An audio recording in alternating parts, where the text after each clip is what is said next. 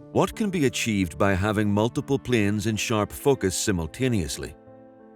Split field focus is made possible by placing a glass element known as a split field diopter partially in front of the lens. These aren't composite shots. No computer trickery. The result is achieved in camera and cannot be altered later. The transition line between the areas in focus can be prominent or almost invisible, depending on the design of the shot.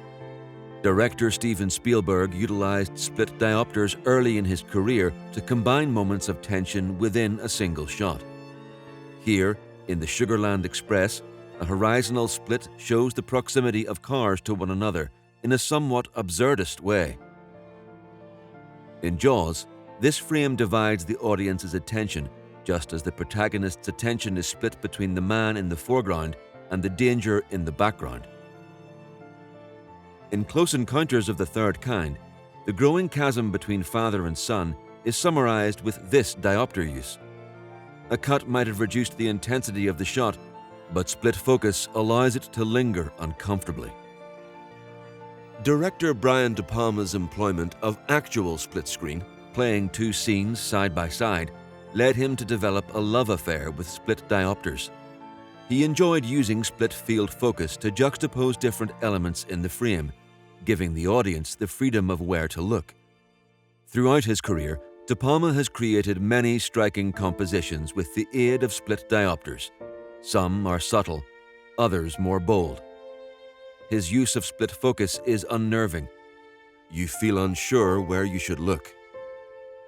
Robert Wise, editor of Citizen Kane and later a director in his own right, regularly employed split diopters, sometimes multiple diopters simultaneously. Was he striving to match the deep focus look he'd experienced in the cutting room? In the Andromeda strain, Wise presents as much of the frame in focus as possible, regularly bisecting it with a centrally placed vertical diopter. Star Trek, the motion picture, features well over 100 diopter shots. Split field focus can be used to illustrate the subjective experience of a character in a bold and self-conscious way. Cinematographer Benoit Delhomme used split diopters on At Eternity's Gate, not to portray more planes of focus as sharp, but to split the world around Vincent van Gogh in moments of crisis. It suggests the character's mind is divided into two separate parts, struggling to work together. Combined with bold use of colors, this technique creates a dreamlike effect. Perhaps these moments present us with Van Gogh's way of seeing.